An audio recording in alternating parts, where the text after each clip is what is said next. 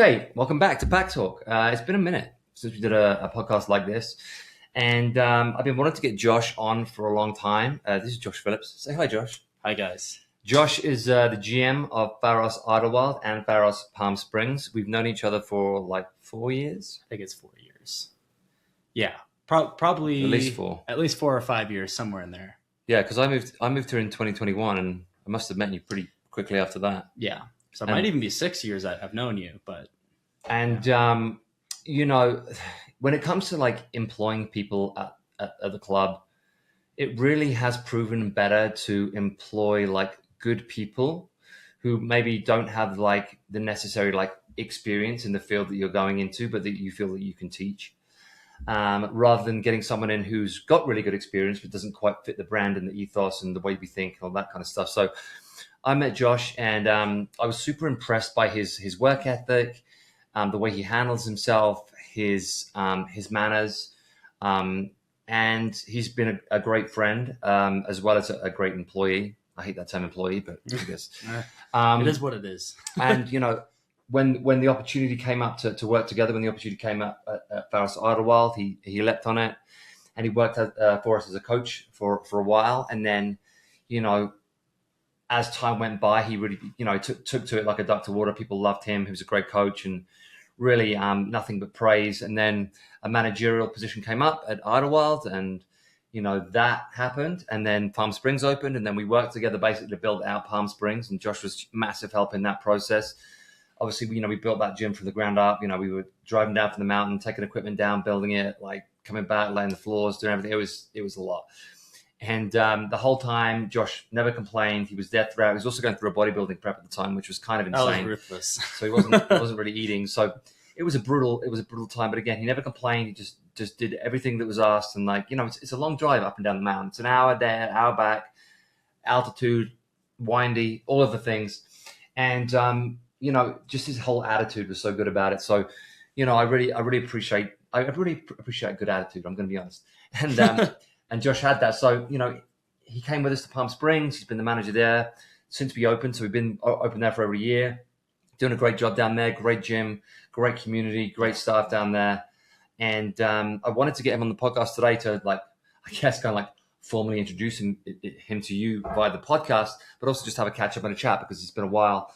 You know, it's funny when you run a business, the day-to-day kind of like takes over sometimes, and you don't have time to like always just sit down and chat about, you know, what's been happening and what's been going on. So yeah, we'll get that opportunity today. So welcome, buddy. No, good to have you. It's so and funny. Thanks for wearing matching shirts. I know we didn't coordinate this at all. It just happened.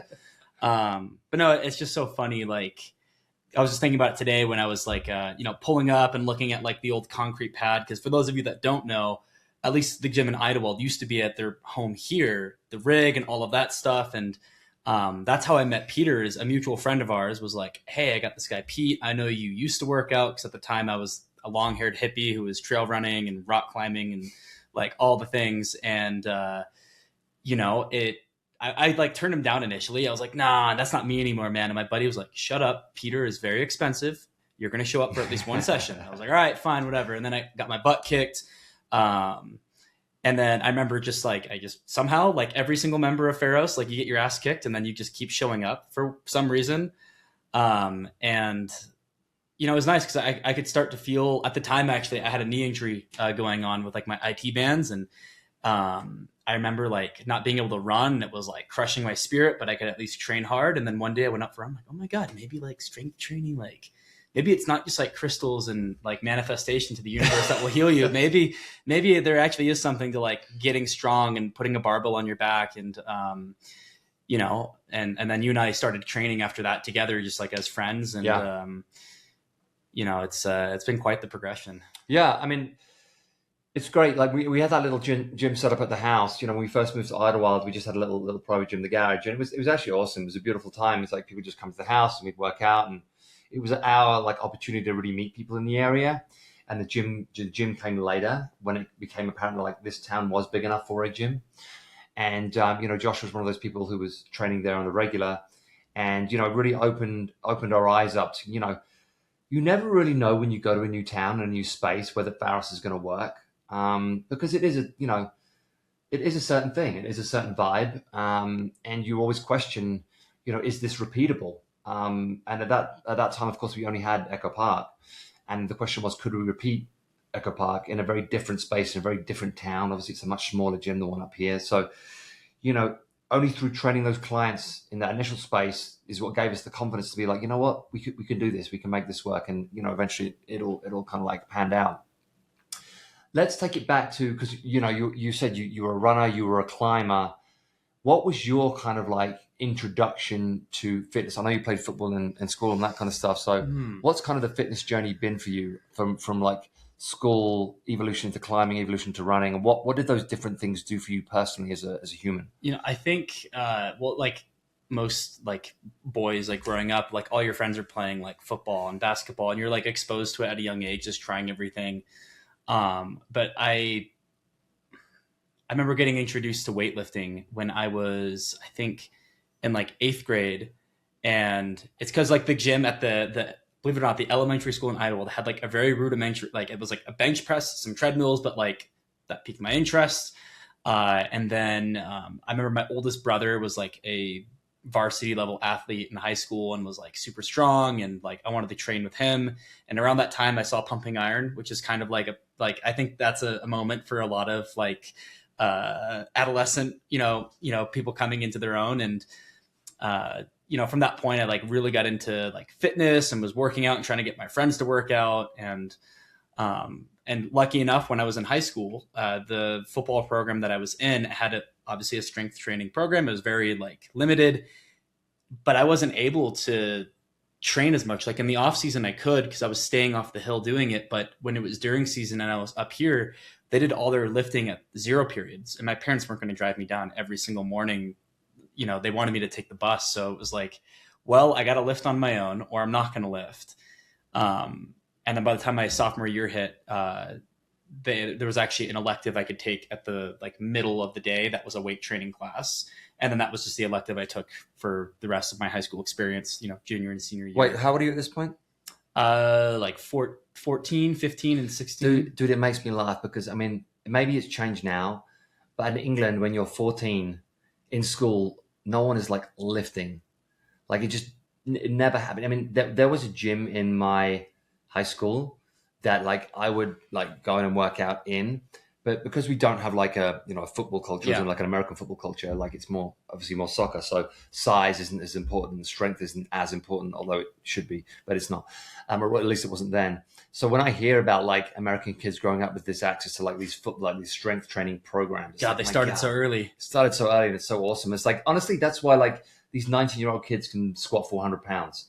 Like I didn't know anybody in high school or in university in my first like year there that could squat 400 pounds. I mean, there probably were guys, but and I was lucky. It was a rare thing.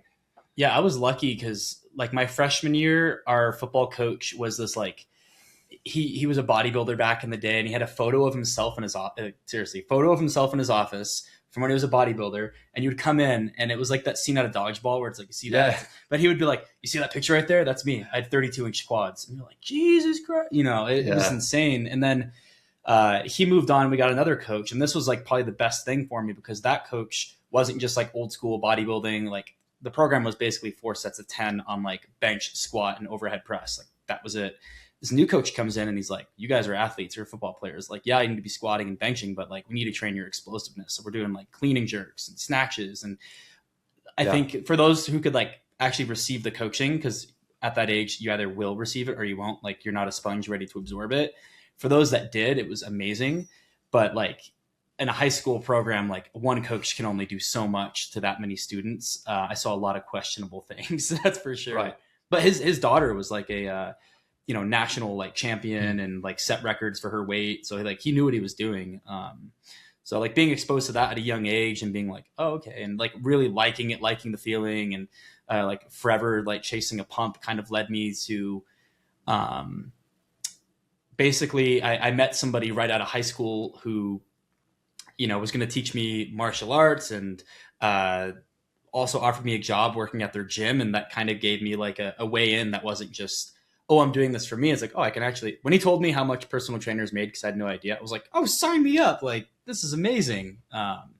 And so that started like a good period of my life where I was, training martial arts and like coaching like kids classes and adult classes for martial arts, and then also having my own roster of PT clients. And I was like 18, doing this, and so much has changed since then. And I took a little break in between. But how did you go from that to like climbing and running? What was the COVID? Yeah, no, really. I mean, I think it was actually before COVID. Like I remember going on a road trip, and I had a couple friends who were like climbers, and they had like shoes and all the stuff. And I remember trying it one time, and I was like, I really don't like this. Like, this is uncomfortable. It's scary. I suck at it.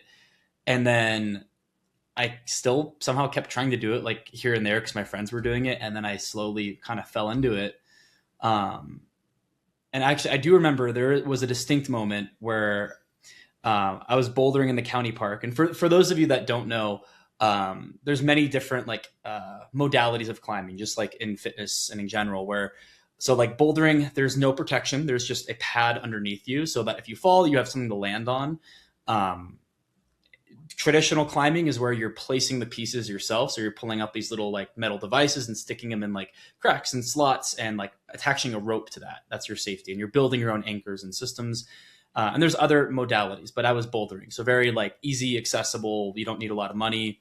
And I was with somebody who in my mind, I knew I'd been climbing longer than me, but I was like, I'm physically stronger than them because I'm peak masculinity, essentially. I like, no one can be better than me. And I'm watching this guy and he's like climbing way better than me. And he does this thing that I thought I could do and I couldn't do it. And I remember just being so frustrated, and I was like holding up the whole group. They wanted to like move on, and it was getting late. And I was like, no, I can do it. And they were like, you should come back another day. And then I didn't get it that night. And I remember it like just drove me nuts for the rest of the day, or the rest of the evening. And then I remember coming back out like the next day by myself, no crash pad or anything, just some shoes, no chalk. And like, I was able to do it. And I remember like, yeah, I was fine. It wasn't going to end bad. That those things only happened later in life. But it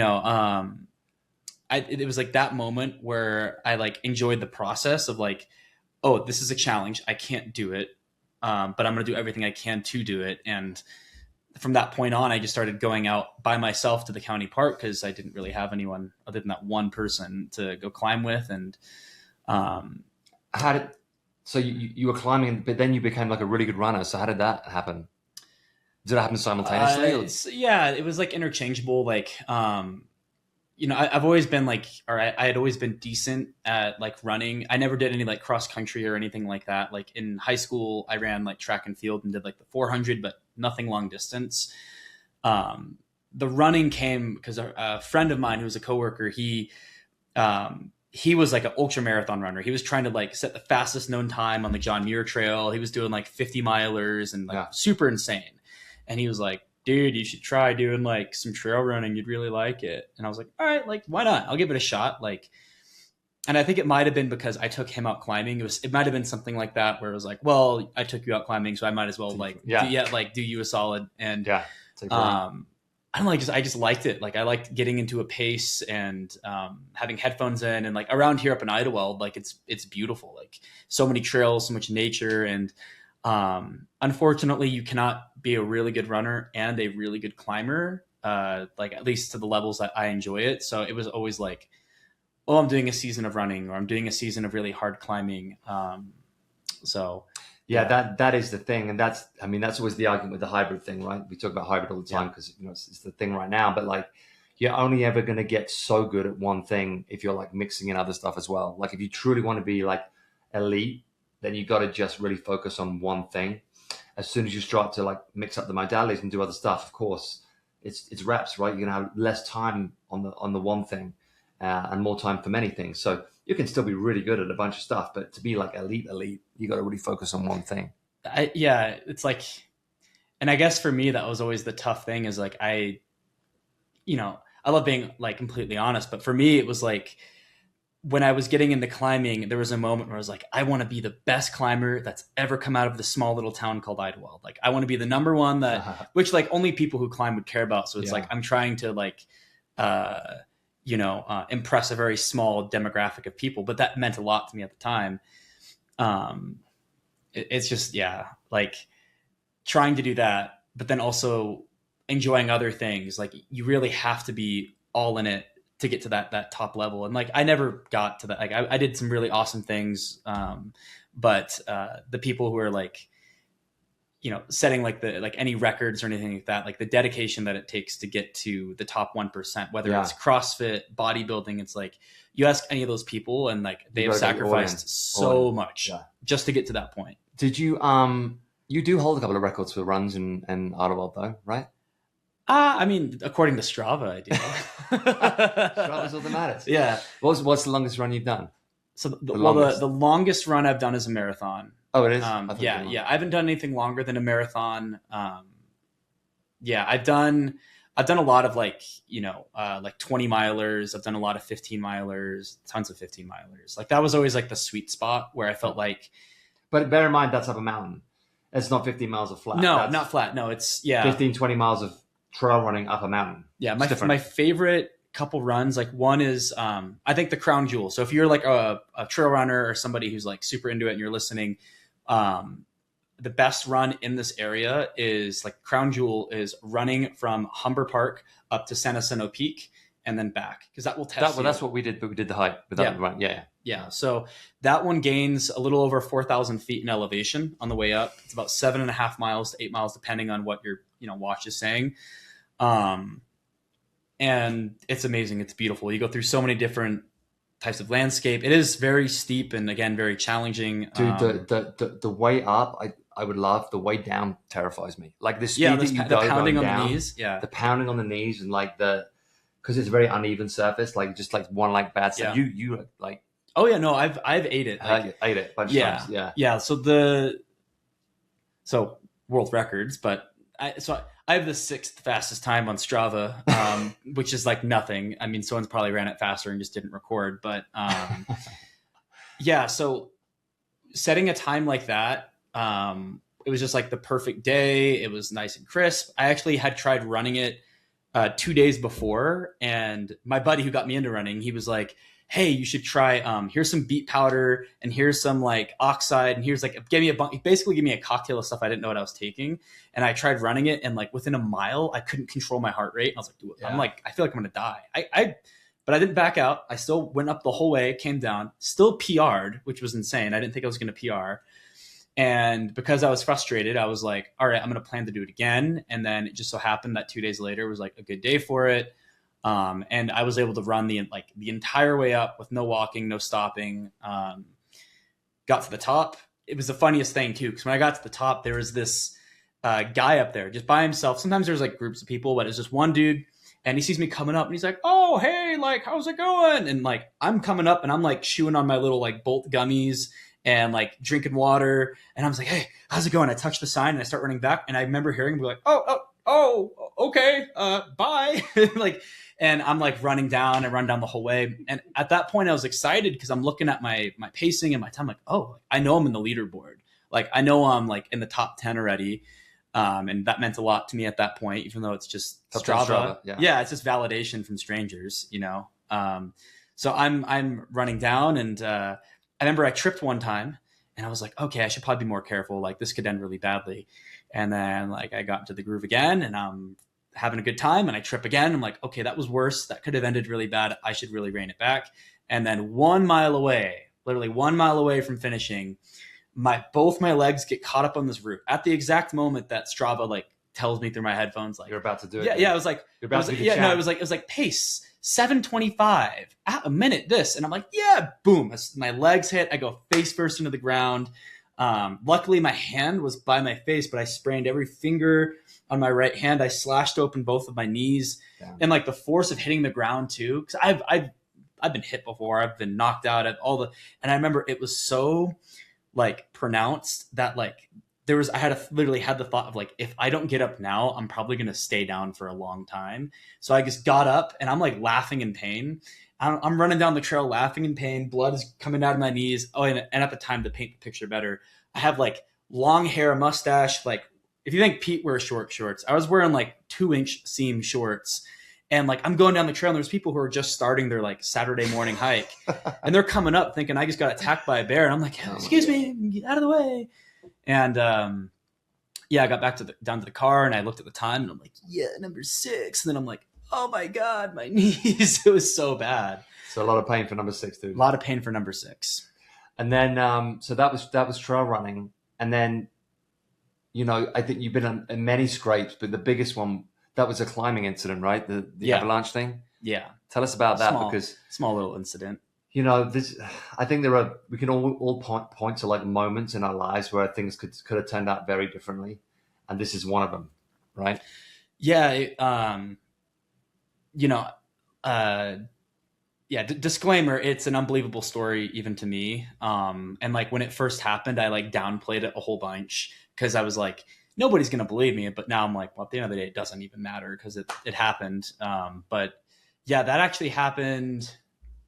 That happened before the running like really took off. That was really early into my climbing actually. And like, this played a really big role in me deciding like what I wanted to do with my life and how I wanted to carry myself as a human being. Like it was very, fun.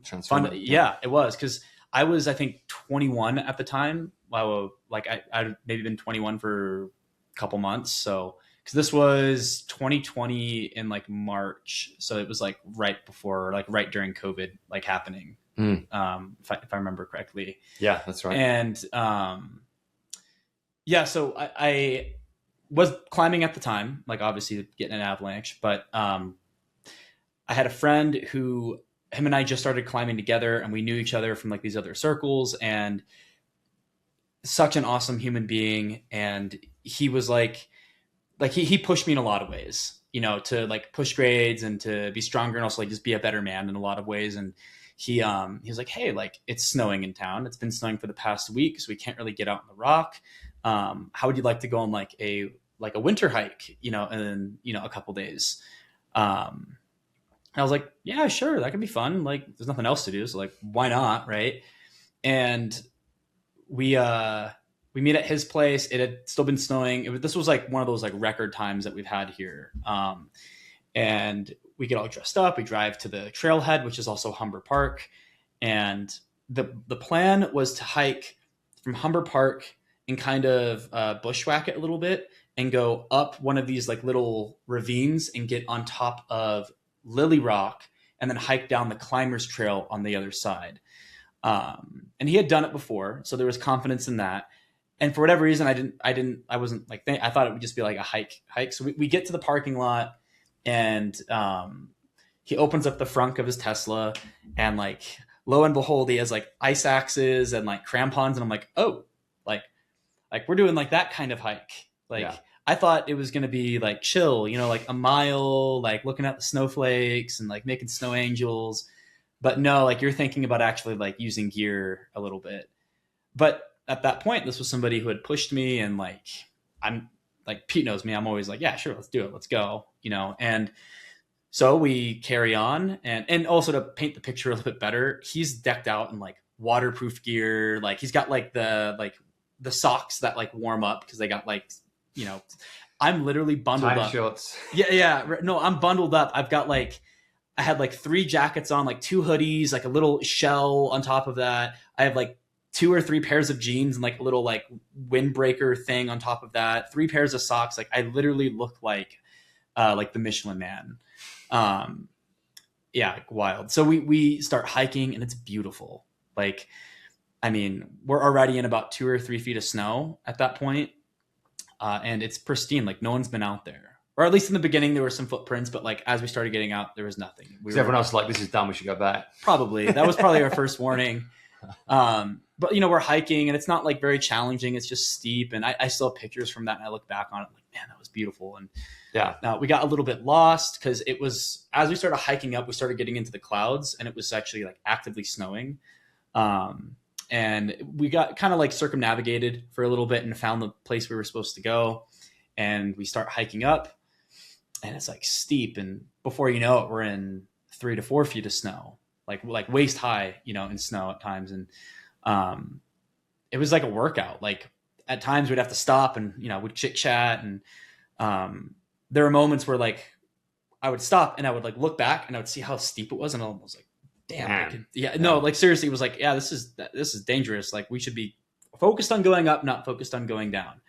And there was this really funny moment of like foreshadowing where we were seeing these little like baby like avalanches kind of happen, like the size of like a dime, you know, like where we're kind of like resting and looking, we'd see them just kind of form. We pointed it out. We're like, oh, that's kind of cute and cool. Like not seeing that that's foreshadowing. So anyways, to get to the point, very long-winded, we're taking one of those rests, and you know, he's ahead of me by maybe like a body length, like maybe 10 feet tops. And he looks back and he's like, hey man, like we're almost there. Like maybe, you know, 10, 20 more minutes tops. And then we'll be at the top, and then it's just a chill hike down. I'm like, all right, like, yeah, cool. And he sticks his axe in, sticks his foot in, sticks his axe in again. And then there's this giant, like 20-foot fracture in the snow, at least 20 feet. And then I could see there was like a vertical fracture as well. So it like was kind of like a right angle of this fracture. And at the time I'm like almost chest deep in snow because of the angle, right, of the slope and how much snow is up there. And that's just the snow that's on top of the ice that was already under. So it's actually a lot deeper if you were post holing. And, you know, he digs that fractures, and instantly I feel the weight of all this snow on me. And like there's nothing you can do, you know, like you feel how helpless you are like in a second. And my last words, if I were to go, because I remember saying something to my friend, which was, hey, Colin, we're going. Like, we're going, Colin. And then I flipped onto my back and somersaulted and then somehow landed on my face. And at that point, it's just a mix of which direction I was while I was falling. And, you know, at times I was super deep in it where like I was suffocating, and then other times you would pop out and I would see like a rock like whiz by, or like a tree. There were times where I was like on my back spinning, like I remember this very distinctly, being on my back spinning clockwise and it hitting a tree so hard that it spun me the other direction entirely. And I remember in that moment thinking like, oh, I just broke my leg and I just can't feel it because there's so much adrenaline in my body. And then the immediate thought after that one was like, oh, like if this doesn't kill me, my mom is going to kill me. Like those are the, like, this is crazy. Cause like, I don't know if you have so much time to think, like it's crazy. But it's like it's like you're dying so slowly that you have all this time to like ponder everything. Well, and I also think like, even if it was a quicker way to go, I feel like time slows down a bit, or at least maybe the way you recall it is slower. But yeah, all these thoughts coming in, and then there's moments of like absolute panic because like I'm suffocating the entire time. So like if anyone's ever been stuck in like rapid water, right, you can at least pop up and like get some air and breathe. But in an avalanche, there's so much powder around you from all the like fresh snow that is being kicked up that you're just inhaling that into your lungs. So every time I tried to breathe, when I would like, and I'm not timing popping up, I'm just like, I would hit something, bounce off, and I'd try to breathe. I'm just inhaling more snow. So the entire time I'm suffocating, bouncing off things. And, you know, there was a moment where, and this was pretty like far down into the avalanche. I remember thinking like, yeah, I'm going to die. Like this is probably how it's going to go. Like, cause I'm helpless. Like you can't fight it. There's nothing you can do. You're falling almost at what feels like terminal velocity with thousands of pounds of snow on you. And I just had to accept it. Like I couldn't fight it. And there was a moment of absolute, like, I literally just surrendered. I just said like, all right, well, this is it. And it was actually kind of nice. Yeah. Like it was pretty relieving to be like, well, I actually know how I'm going to die, which sounds weird. It's not like I was like happy about it, but it was like, okay, like I'm surrendering. Yeah. I'm relaxing my body now. I'm not tensing up and fighting. And lucky enough, I didn't die. Not long after that, I felt like a change, like in the snow. Like I felt it slow down at like just a noticeable amount. And there was this like primal instinct. It like wasn't even a thought. It was just like, go, like now is your time. Like go is like literally the feeling. And I just started kind of, I somehow knew that I was chest up facing the sky, which a lot of the times in avalanches, people don't know what direction they're facing because you get tumbled around so much that you're disoriented. So you might start paddling this way, but you're actually going deeper into it. But somehow I felt confident, and luckily I was right. So I start doggy paddling up, and as soon as it slows down and stops, I'm maybe like shoulder to hip height, kind of like, because it's on a slope covered in snow, everything stops, and like I couldn't even like think at that point. I was just so like, thrown around, and I still couldn't breathe at that point for whatever reason. Like, I think maybe the snow was crushing me a bit, and I was like suffocating still even outside of it. And if anyone's ever been punched in the gut before, that like bullfrog where you're like, it was that. And then when my breath came back, I remember I was just like screaming and yelling. And when I, all of a sudden I thought about my friend, I was like, oh my God, like, my friend is dead. Like, no doubt about it. Like, statistics on this, like if I lived, he's probably dead. Like, oh my God, like what am I going to do? Like, I'm kind of like trapped in the snow right now. So I'm like looking up in desperation, like trying to wiggle myself out. And the other thought I had too was like, I might have broken something in my back and I probably shouldn't move, but I'm like, well, what else am I going to do? So I'm moving around, and I remember looking up, and there's just like mist everywhere. And all of a sudden I see like, maybe it's probably like 100 yards away, this like tiny little black figure just like pop out of the mist. And it's my buddy just sliding down on his butt. He's glissading down. So he has 1 foot up, 1 foot in front of him. And he's like, whoosh, just like sliding down. Totally. And like, it seems like he's totally fine. Come to find out, he thought he was going to die too. And he comes down, and he comes over to me, and he's like, dude, I'm so sorry. Like, oh my gosh. Like, he felt, because he's older. He thought you'd be going to die, like for sure. Oh, for sure. Yeah. For sure. And also like, he's older than me. So he had like this very like fraternal feeling for me of like, so he's like digging me out a little bit, and I was so cold. Like, so I had long hair at the time, and literally icicles. Yeah. My hair had icicles on it. My eyebrows were frozen. I had blood on my face. And like the gloves that I had were like these like really crappy, like windshield kind of gloves. And they were filled with snow. They were like frozen to my skin. And he had like these like these really cozy gloves. And as he's digging me out, I remember he's being like, Colin, give me the gloves right now. Like, give me the gloves. And he was like, all right, take them, He digs me out, and come to find out in hindsight, like he thought he was going to die too. Because when it happened, he tumbled for about, he said maybe like 10 seconds, 15 seconds, but he was able to like find his way onto his butt where he was glissading down. But he was like, even then I thought it was going to die, because we were going like 45 miles an hour, and he couldn't see what was coming in front of him. It was just mist, and he was literally seeing stuff just go, phew, phew. And he was like, I thought I was going to die. He's like, I've done trekking in the Himalayas. I've done these amazing canyoneering expeditions and all this. And like, I was like, this like really in my own backyard in Idyllwild is where I'm going to die. So, obviously afterwards, like we get out, and, we take a selfie like anyone does in this modern age when you almost die. And then we get back to his place, and like, there was this really funny moment where it was like quiet. Like, we'd been talking the entire time, but when we're in his living room, we're just kind of like changing back into warm clothes. It's like, you could hear it. It was like dead quiet. And like, I'm about to leave, and we just look at each other, and it's like, all right, well, I love you, dude. I'll see you sometime, maybe. Yeah. Let's not do that again. And not to go on too much, but like I think the best thing that came out of that experience, other than a long-winded story, is I had a moment with myself the next day where I still couldn't climb because it was snowy, and I had a little PTSD from it. Like the night before, trying to sleep, that feeling where you wake up because you think you're falling. Yeah. It was that, but the exact feeling was going back first, head first, like down a mountain. Right. And that would wake me up. And I was like, dude, is this going to be like my forever thing? Like, is this like, am I? And I remember the next morning, just like, I'm gonna take a chill day, not gonna do anything crazy. And I sat down and was like, how do I want to live my life? Like, am I gonna let this define me as like, should I be afraid to take chances? Should I stop climbing? Should I like protect myself at all costs? Like, what am I going to do? And I realized then, I was like, dude, life is so short.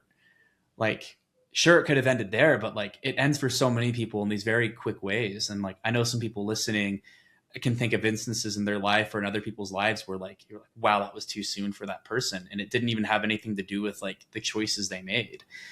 And I was like, man, like, if anything, like this makes me feel grateful for having an experience like that and being alive, and grateful for the life I've already lived. And I was like, I want more, like not more of like that, but like more of like experiencing and pushing myself and a rich life. And then like the next day I was out bouldering in Joshua Tree. Wow. So there you have it, folks. I mean, it's a crazy story, but I know exactly what you mean. It's very kind of like life affirming. Like gratitude is what you got out of it. Like you said, life is short. You got to like enjoy everything while you can. Because you never know when you're going to be in an avalanche. It could be in your backyard. And folks. Honestly, like speaking of dumb shit, like me and Emily, when we first came to Idyllwild, it was my first birthday up here. And I said, I want to do a hike. And, you know, I want to go up to the peak. And we started hiking, and it was a fairly like warm day down where we are, but there was still snow on the top, and we were kind of like unaware of it. So, because we're not climbers, we hadn't been in the mountains before, so we were completely naive. We weren't wearing anything special. I just had like a t-shirt on and regular trainers, regular sneakers, and we were standing up. And then as we were getting higher and higher, I was like, oh, there's a little bit of snow up here. And then as we got higher, I was like, oh, this is pretty deep. And then it was like deep, like waist height deep. And then it was like, oh, we are not equipped for this. And like, you know, everyone else was in crampons and hiking shoes and stuff. And we feel like complete idiots. And then of course, when you're hiking in the snow, you don't have no idea what's underneath that snow. And we hadn't done this course before, so we had no idea what we were actually like stepping on.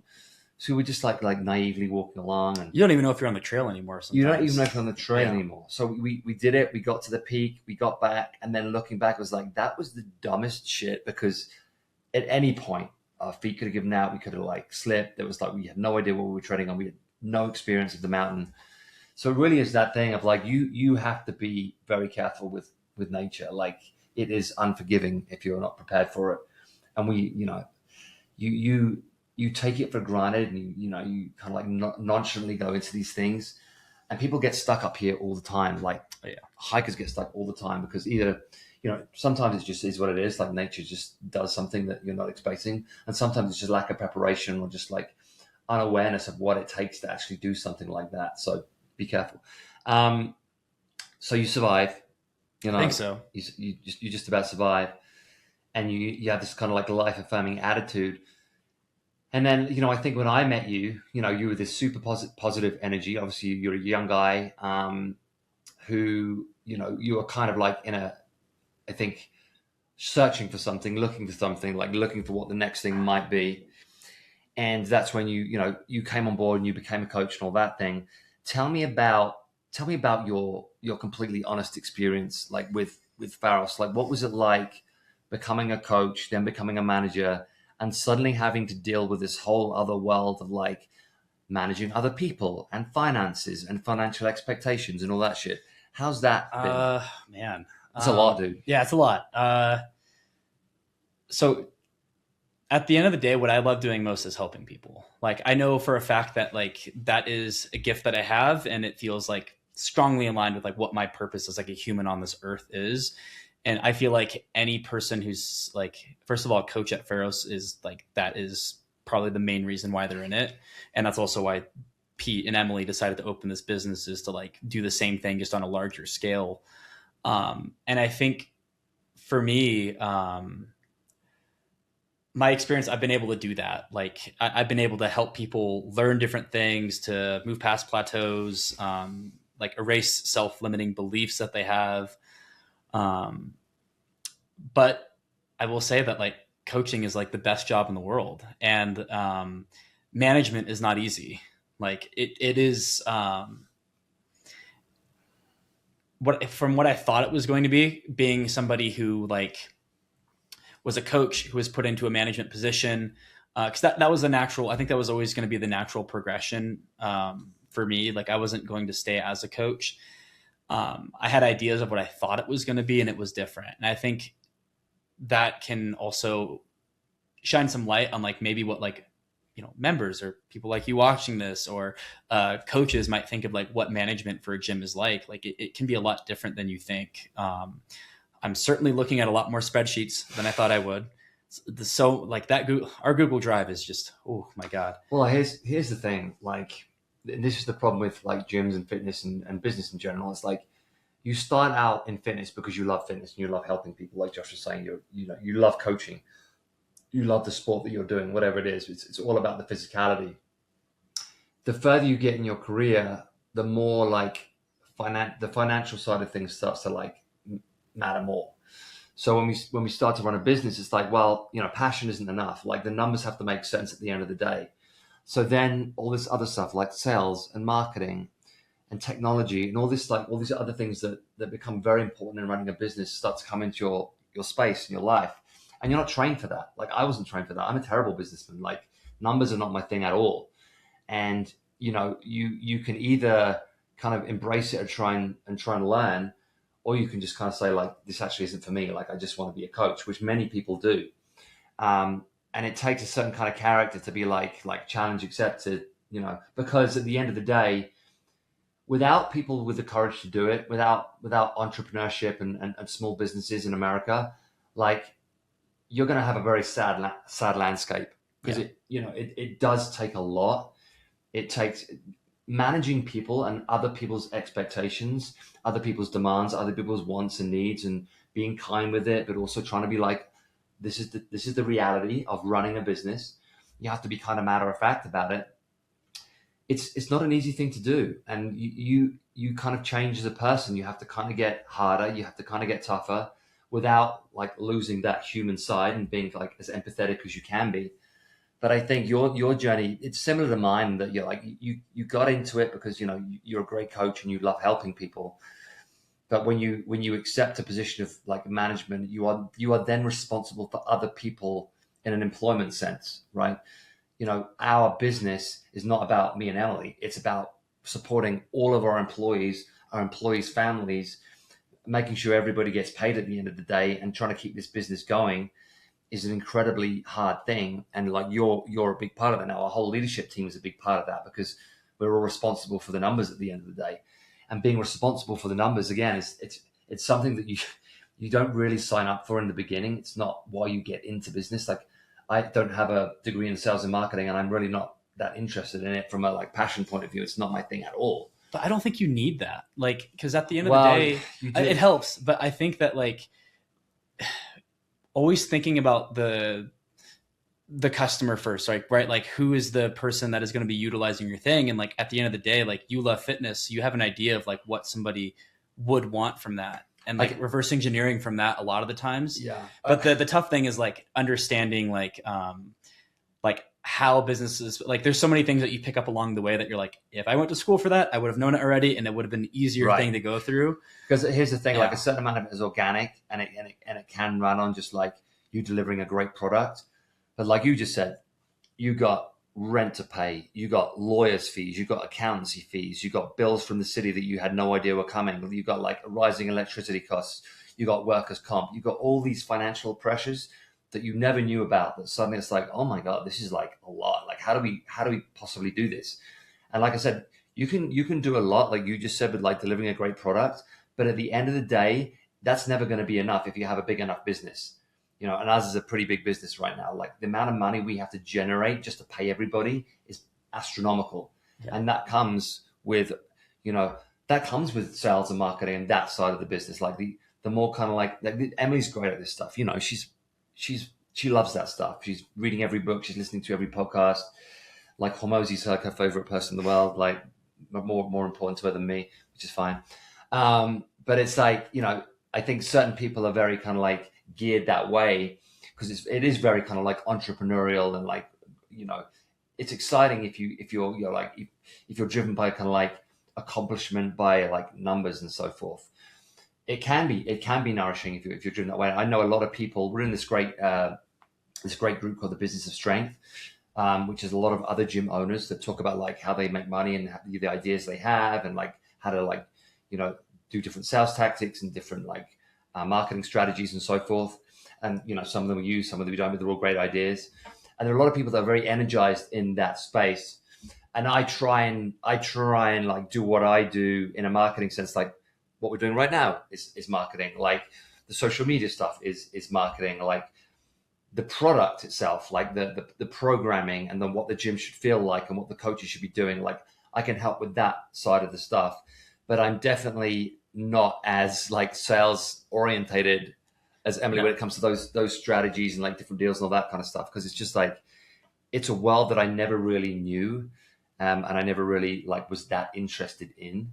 And you have to kind of like make yourself be more interested in it, because otherwise you're not going to have a business. But certain people are definitely more like geared that way and attracted to it. And I think you've had to like, I've had to learn it. You had to learn it because because like you, it was like the coaching and being with people is really easy for me.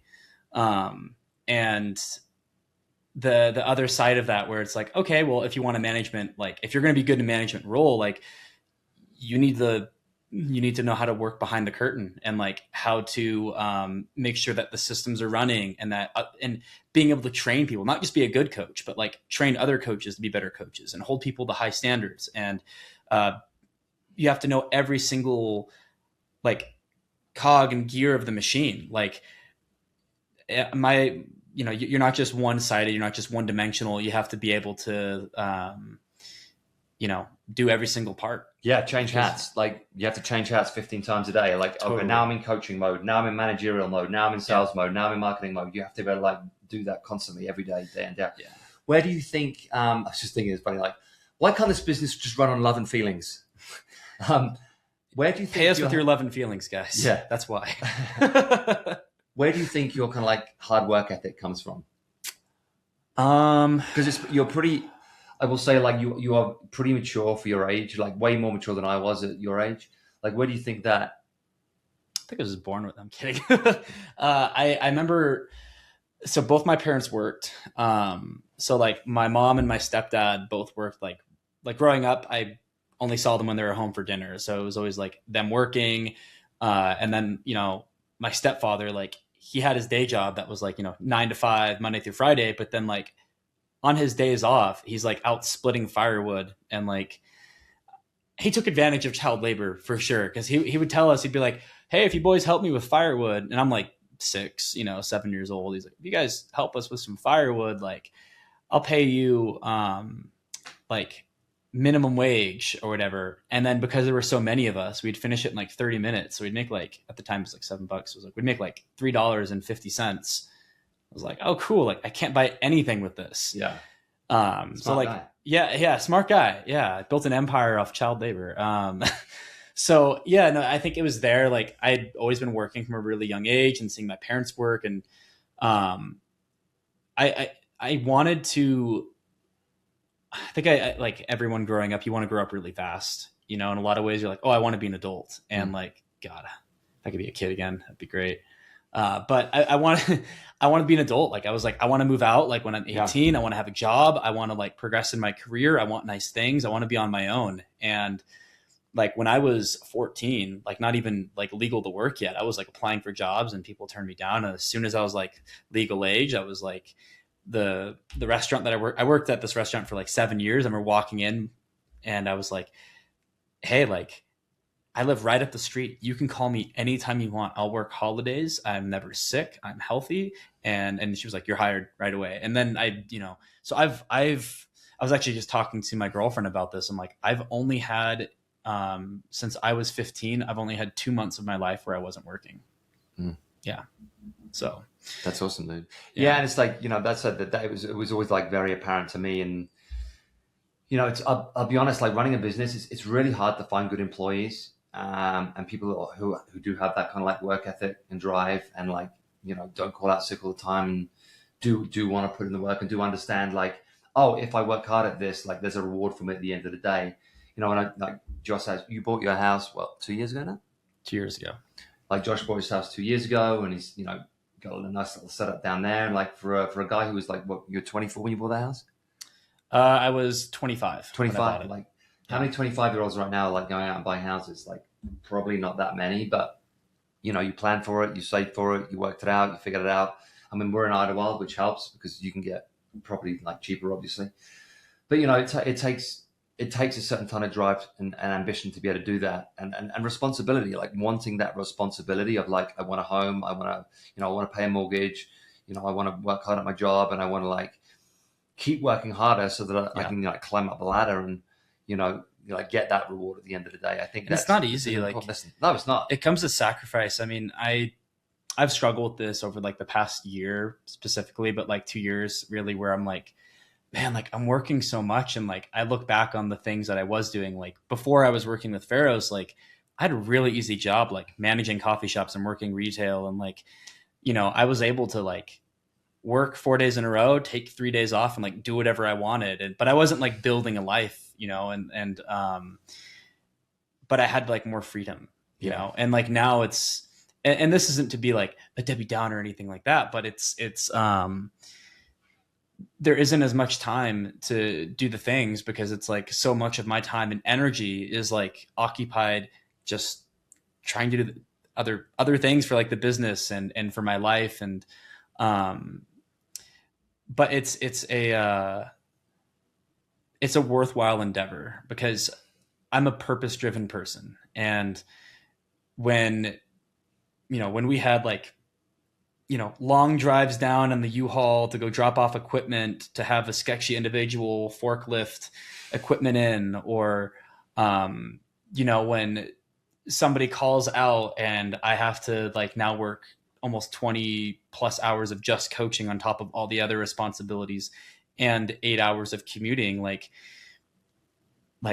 all of that is worthwhile, because the purpose is like what we're building. And I think being connected with the vision itself of the company and seeing like, hey, I can actually envision like what the finish line is for this, and not even from a perspective of like, oh, like where will I be in the company, but from like what will the company be doing for people?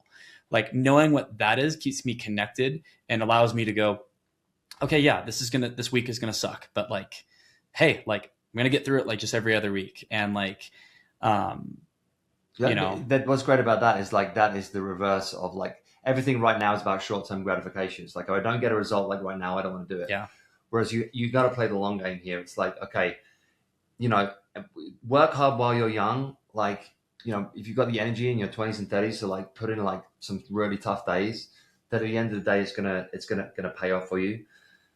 Like I think for me, like working really hard in my 20s and 30s, it wasn't like financially it necessarily made me that much money, but it definitely like set me up to be like experience wise, right? Yeah. Knowledge wise, travel wise. Like I traveled a lot, like I saw a lot of things, and like good and bad, that got me into this kind of like position.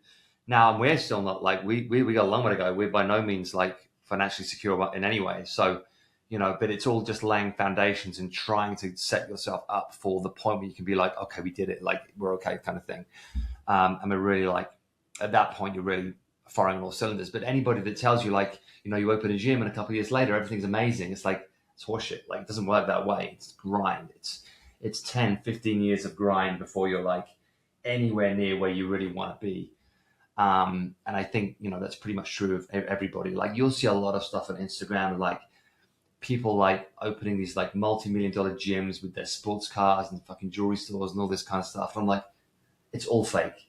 Don't believe any of it. It's nonsense. Well, now you don't even know if it's AI or not. That's the thing. The whole video could be AI, and you're just like, man, like what am I doing wrong? And it's like, well, it's easy to compare yourself to those like YouTube videos and Instagram feeds of like people like displaying these like amazing like wealth things, and you're like, what the hell are we doing wrong? Like we barely make any like profit at the end of the day. How can this be? It's because it's fake. It's not real. Well, like the gyms, especially in California, like I'm telling you now, like most gyms are operating on thin margins, and it takes a really long time to figure out like how this all these pieces fit together in terms of finances, keeping everybody happy, paying all the bills, getting the right people in the right places, which is a big part of it, right? Employment is a huge part of it. Finding good leaders within your teams, because when your business gets to a certain point, it can't rely on the founders anymore. This isn't about me and Emily. Like this is about finding the right leaders in the right gym in the right positions, all doing their bit to contribute towards the overall product, which hopefully then becomes like profitable. But it takes everything firing on all cylinders for it to really work. And that takes time. It's not an overnight thing. So, don't be fooled by what you see on the socials, because it ain't real. It's not real. Anything else you want to add? This is a long one. We'll do another one, but this. Yeah. Well, it's because you've taken like 5 years to get Yeah, on. this is 5 so, years. You had a lot to say. Yeah. This is 5 years in the making. We had a great workout before this. We got that 6x6 method coming up. Yeah. Well, how did you find that? It was nice because it's easy to get through, and I think the coaches are going to appreciate being able to set like a timer for it. If you're doing this workout on your own, same thing. Like you'll find that you're going to get through it really fast, and that you don't need to grab heavy weights and really load up any joints or do anything. Like it is a very safe protocol that will give you a really awesome pump. Yeah. You don't have to lift too heavy on it because the short rest periods. So think high volume, lower weight, high heart rate, good conditioning, good pump. Like it's a good all rounder. Yeah, it almost reminds me of like it's a weird way to put it, but like a hotel workout where you're like, oh, I need something that's like effective, and someone's like, all right, we'll just do like a Cindy, do like 20 minutes of a Cindy, and you're like, oh, okay, like yeah, that'll work. Like that's a great protocol to do, but like something that's like, all right, a 6x6. Like, does your hotel have like dumbbells and a bench? It's like, well, you can get a lot done with this. Yeah. But yeah, it's always nice. That's the one thing I always tell people when they come into, any location at Pharos is, they ask about the program, and unfortunately it's like usually they take a Wednesday as like their first day, and they're like, is it like this every day? And I'm like, no. Like every day is a different program. And like we do our own programming here. And like, I guess the last thing I'd like to say on this is like, a lot of people don't realize that this business isn't a corporate thing, right? Like, because when you walk in, especially like Echo Park and Palm Springs, like you'd be under the impression that like there's like big money behind it, and it's probably sponsored by like BPN and like Nike, and like there's people who have their hands in the pot, and it's like really at the end of the day, it's two people and a team underneath them trying to provide the best experience that they possibly can for every single person, whether that is the smell of the towels at the front desk